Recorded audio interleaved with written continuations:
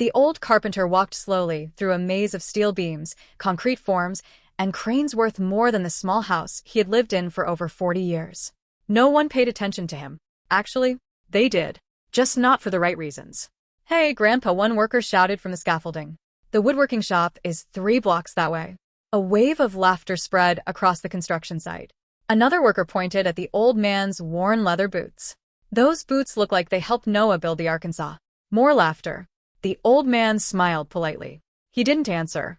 Instead, he kept walking, his eyes calmly scanning every inch of the massive project that would soon become the tallest skyscraper in the city. He studied the columns, the steel joints, the temporary braces, the concrete forms, every connection, every measurement, every detail, not like a curious visitor, but like someone returning to a place he already knew by heart.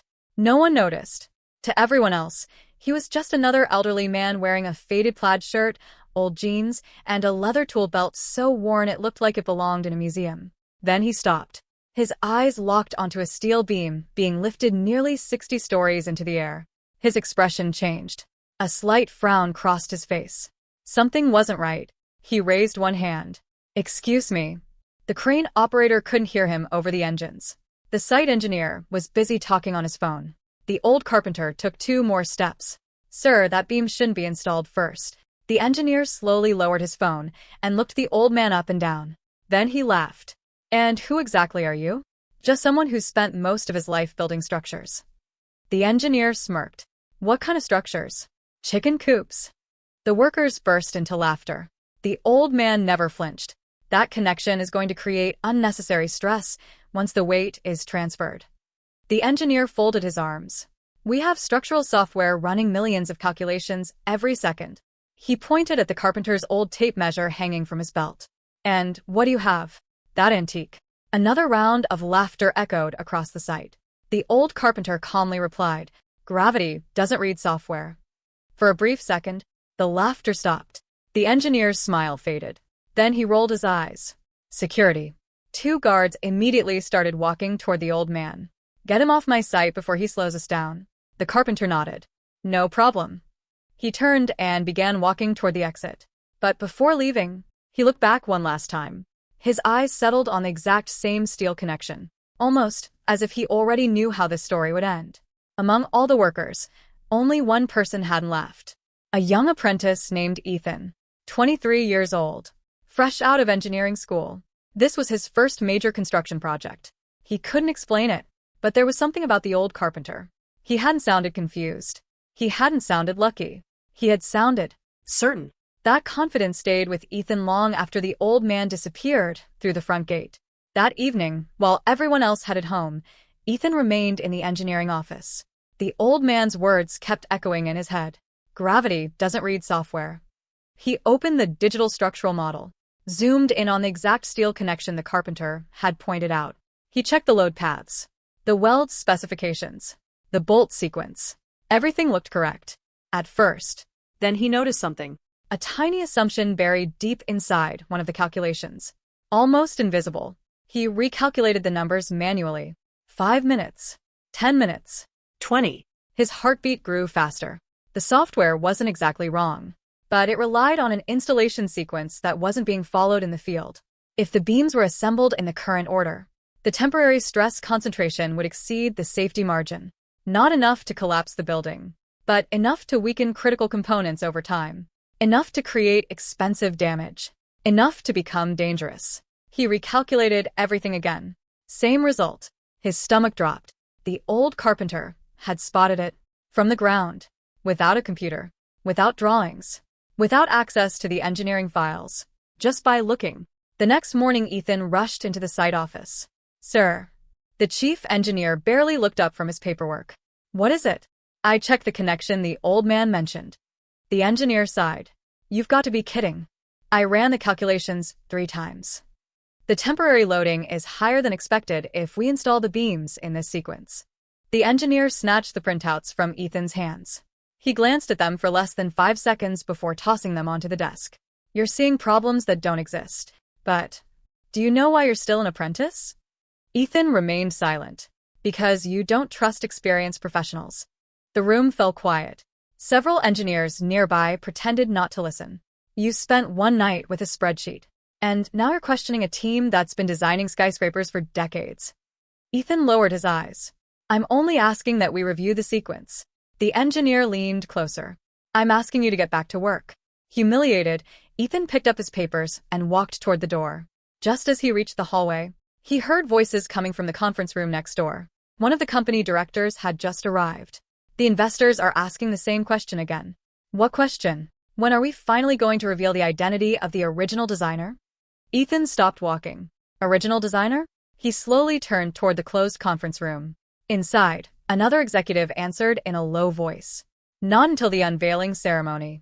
We can't risk anyone finding him before then. Ethan frowned. Finding who? The old carpenter's face flashed through his mind. For the first time, he began to wonder whether the man everyone had mocked that morning wasn't a random visitor after all. And if he wasn't, who exactly had they just thrown out of the construction site? Ethan barely slept that night. The words he had overheard outside the conference room refused to leave his mind. The original designer.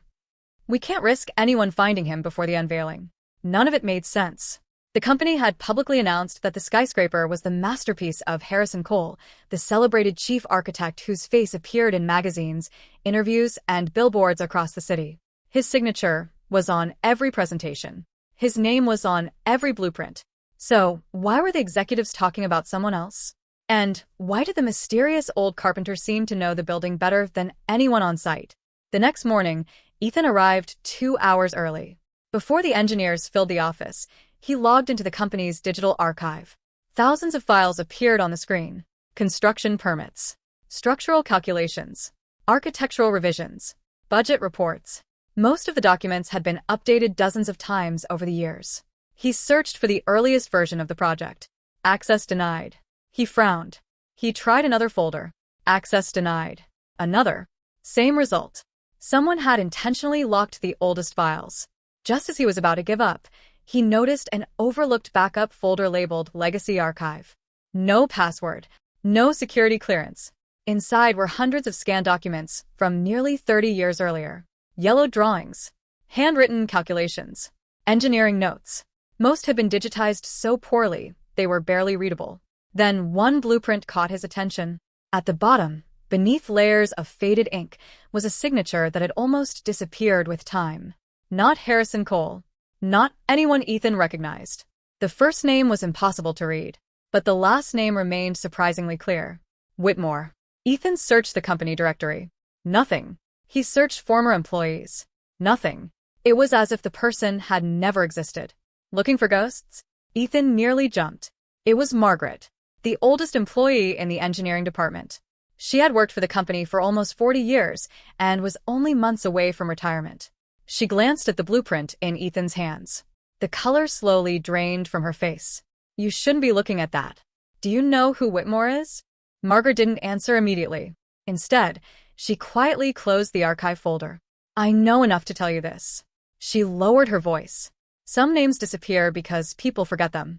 She looked Ethan directly in the eyes. And some names disappear because someone wants them forgotten. Before Ethan could ask another question, alarms suddenly echoed across the construction site. Workers ran toward the eastern side of the structure. A crane operator shouted into his radio. One of the temporary steel assemblies had shifted several inches. Not enough to collapse, but enough to halt all work immediately. The chief engineer stormed toward the scene. What happened? An inspector answered nervously. The temporary load isn't distributing evenly. The engineer frowned. Impossible. Another supervisor handed him a tablet displaying live stress readings. His expression changed. The numbers were almost identical to the calculations Ethan had shown him the day before. For the first time, no one laughed. The site fell strangely quiet. The engineer looked around. Stabilize the section. Bring in additional supports. And don't let the inspectors report this yet. But sir, I said don't report it. Within minutes, workers were scrambling to reinforce the steel frame before city inspectors arrived. Everyone was moving. Everyone except Ethan. He stood frozen. The old carpenter had predicted this simply by looking at the structure. That afternoon, Ethan left the construction site without telling anyone. Instead of driving home, he followed a feeling he couldn't explain.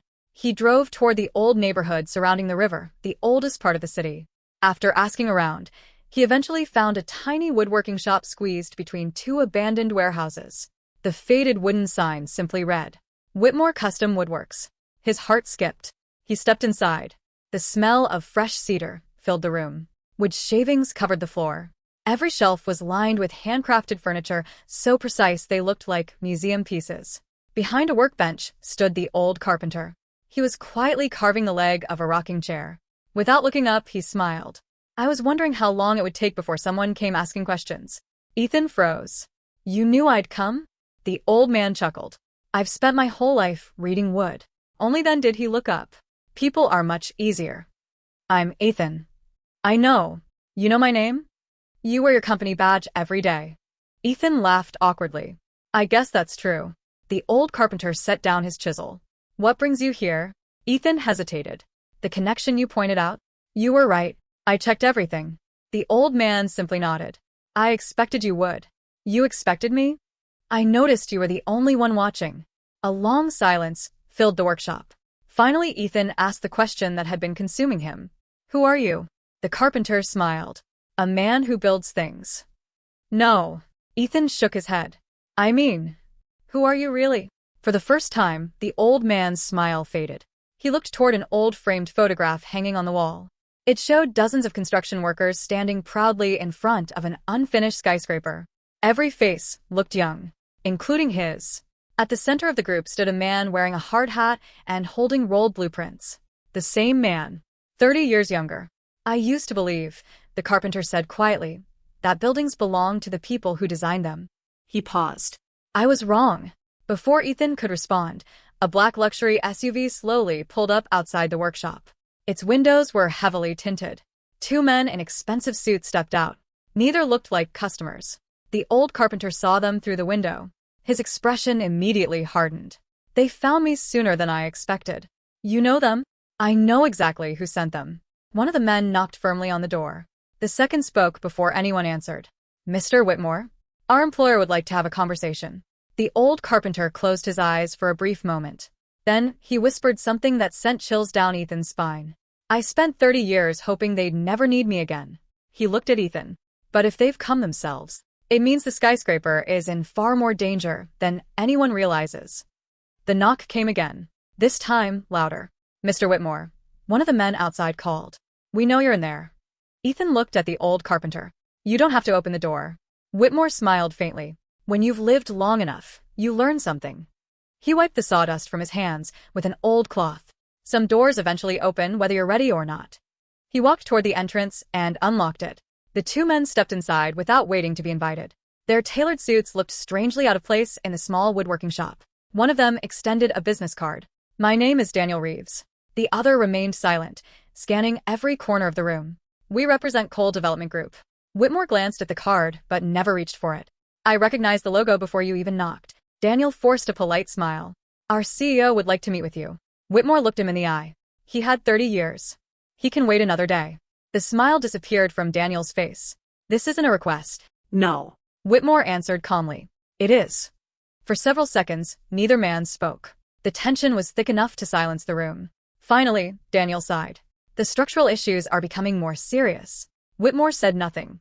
The city inspectors are asking questions. Still nothing. The investors are getting nervous. Whitmore slowly folded the cloth in his hands. And now, Daniel continued, Mr. Cole believes your expertise could help. Whitmore laughed. Not loudly. Not angrily. Just the quiet laugh of someone who had expected those exact words. My expertise wasn't valuable when your company erased my name. Daniel lowered his eyes. I wasn't there. No. Whitmore replied. But the company was. Without another word, he handed the business card back. I'm not interested. The two men exchanged nervous glances. This project affects thousands of people. Whitmore nodded. I know. You designed it. Silence filled the workshop. Daniel realized what he had just admitted. Too late. Ethan slowly turned toward Whitmore. You. Whitmore didn't answer. The two executives quietly left. The black SUV disappeared down the street. Neither Ethan nor Whitmore spoke for nearly a minute. Finally, you designed the skyscraper. Whitmore walked back to his workbench. I designed its first version. The foundation. The structural concept. The load distribution. The wind resistance. The heart of the building. Ethan struggled to process what he had just heard. But everyone says Harrison Cole designed it. Whitmore picked up an old hand plane and ran it across a piece of walnut. The newspapers say many things. After several moments, Whitmore walked toward an old cabinet. He unlocked the bottom drawer using a tiny brass key hanging from his belt. Inside were dozens of rolled blueprints tied together with faded blue ribbon. He carefully selected one. The paper had yellowed with age. The edges were worn. He slowly unrolled it across the workbench. Ethan stared in disbelief. It was the skyscraper. Not similar. The same building. Oh, different. The tower was shorter, more elegant. Its structural core followed a slightly different geometry. Handwritten notes filled every margin. Calculations, corrections, material specifications. Everything had been drawn by hand. No computers. No digital models. Just pencils, rulers, and extraordinary precision. At the bottom of the page was a signature. Jonathan Whitmore. The ink had faded, but the name remained. You kept everything. Whitmore smiled. I learned a long time ago. Paper remembers what people try to forget. Ethan carefully studied the drawings. They copied your design. Whitmore gently shook his head. No. They bought it. Ethan looked confused. What do you mean? I sold the rights. You did. I thought I was building a future. Whitmore sat down in an old wooden chair. 30 years seemed to settle onto his shoulders all at once. My wife had just been diagnosed with cancer. The treatments weren't covered by insurance. I had 2 little girls. The bank was preparing to take our house. I was desperate. His voice remained calm, almost too calm. So, when Coal Development offered me what felt like an impossible amount of money, I signed. You trusted them. Whitmore nodded. They promised something very specific. What? That my name would remain attached to the project. He smiled sadly. I was young enough to believe contracts meant honor. The company bought the project. Months later, the press conference introduced the skyscraper to the world. A young Harrison Cole stood proudly before cameras, holding Whitmore's blueprints, calling them his own vision, his own masterpiece, his own legacy. By the time Whitmore contacted his lawyers, the company had already buried him in paperwork, hidden clauses, ownership transfers, confidentiality agreements. The legal battle lasted almost 6 years. By the end, Whitmore had lost everything except the originals locked inside his workshop. He never designed another skyscraper. Instead, he returned to what his father had taught him as a boy, building furniture, chairs, tables, cabinets, things no one could steal simply by changing the signature. Ethan looked around the workshop differently now. Every piece of furniture had flawless joints, perfect symmetry.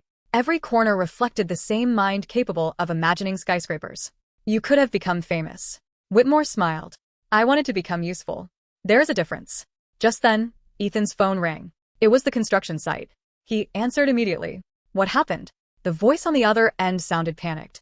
The eastern core shifted again. Ethan stood. How bad? We've evacuated 3 floors. His stomach tightened. The inspectors are here. And they're shutting the project down. An hour later, Ethan and Whitmore stood behind the safety barriers surrounding the skyscraper. Construction had completely stopped. City engineers, police officers, inspectors, news crews. Everyone had gathered outside.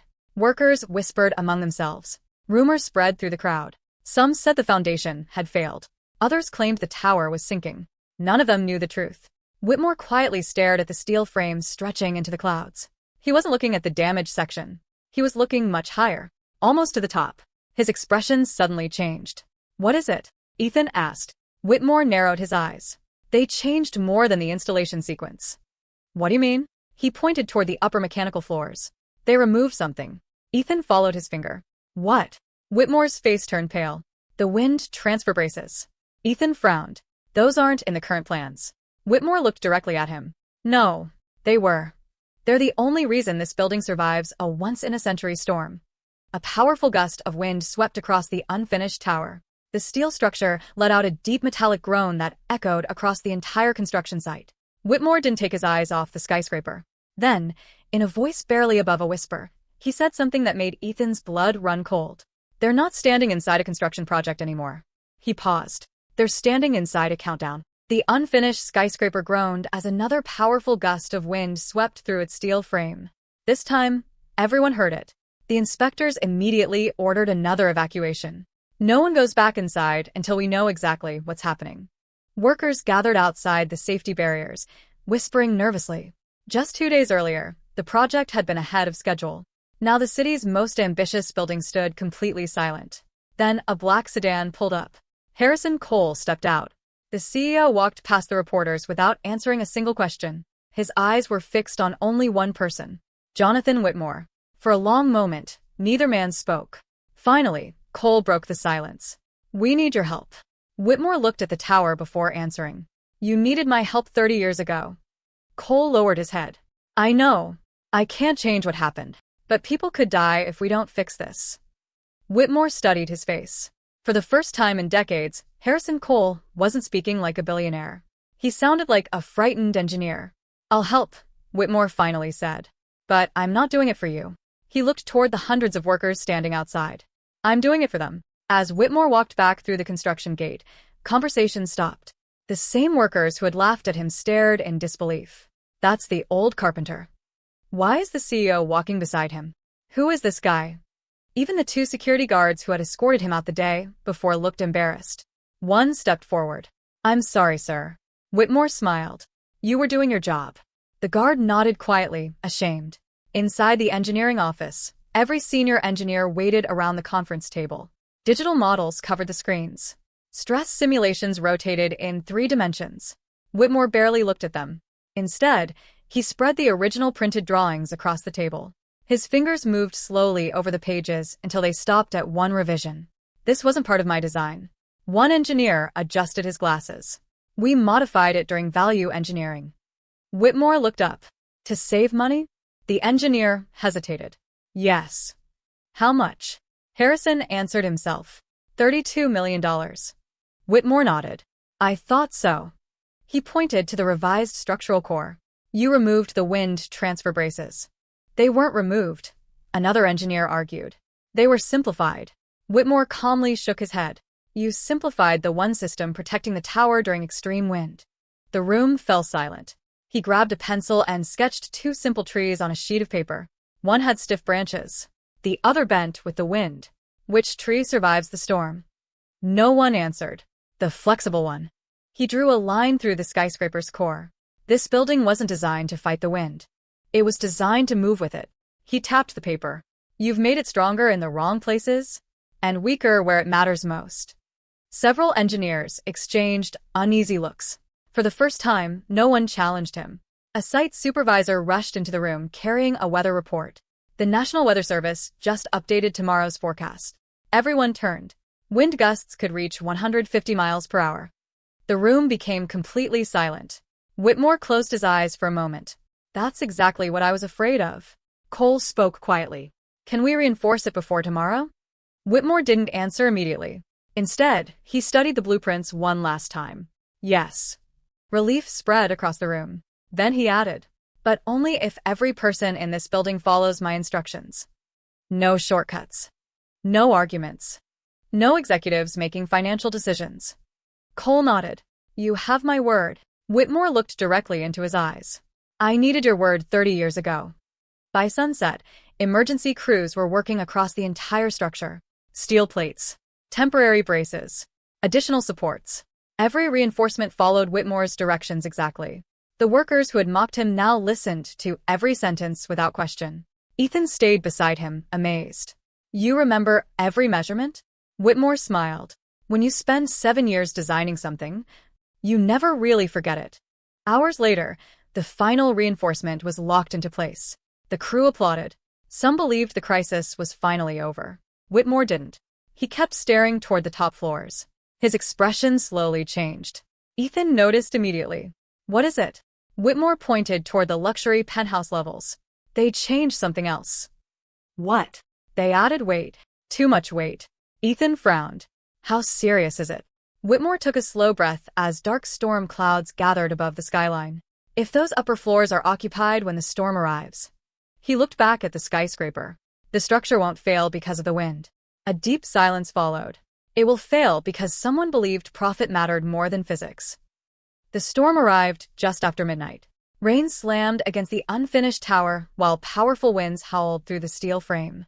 Emergency crews watched from the command center as sensors transmitted live structural data. Every screen showed the same thing. The building was moving, exactly as Whitmore had predicted. "It's holding," one engineer whispered. "For now." A violent gust struck the western face of the skyscraper. The tower swayed. Workers held their breath. Then another gust hit. Stronger. Warning alarms filled the control room. One of the engineers looked at Whitmore. The upper floors are taking too much load. Whitmore didn't hesitate. Evacuate everyone above the 60th floor. Harrison grabbed his radio. Clear the tower. Now. Within minutes, the last workers rushed down the emergency stairwells. Less than 3 minutes after the evacuation was completed, a deafening crack echoed through the building. A massive steel beam twisted under the unexpected weight added during the penthouse redesign.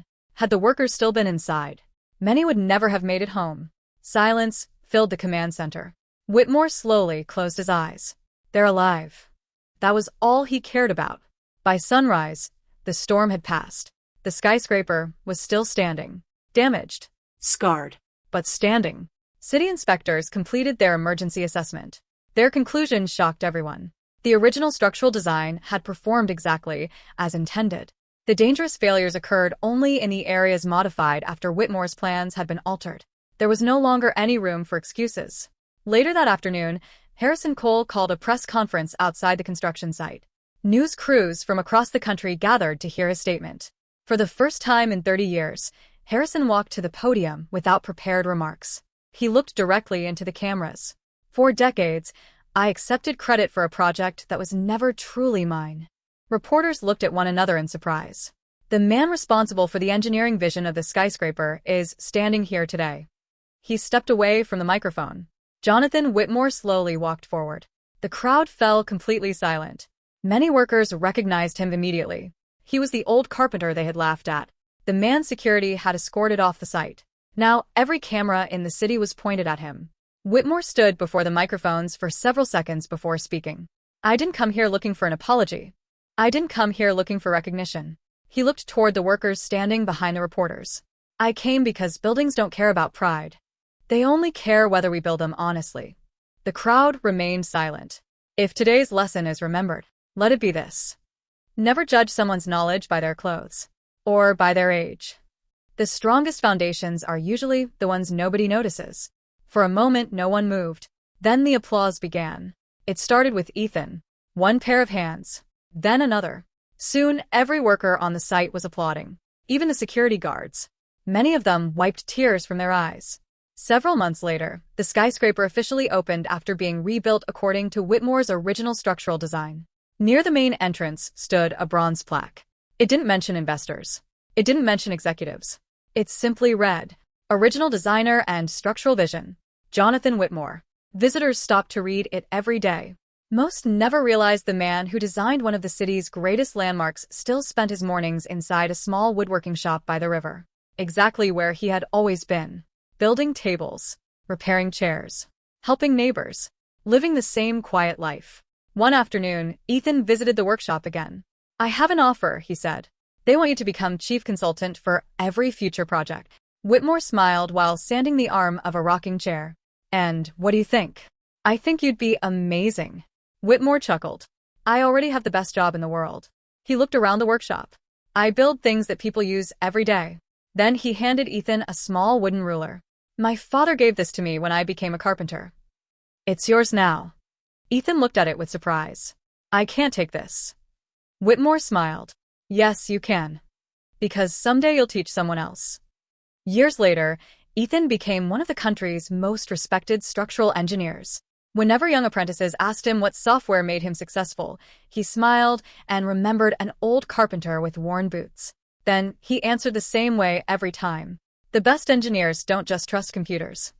They understand gravity. And every time he walked past the city's tallest skyscraper, he looked at the plaque near the entrance. Not because it honored a great designer, but because it reminded everyone of a simple truth. Sometimes the person the world ignores is the one who built the very foundation beneath its feet. The end.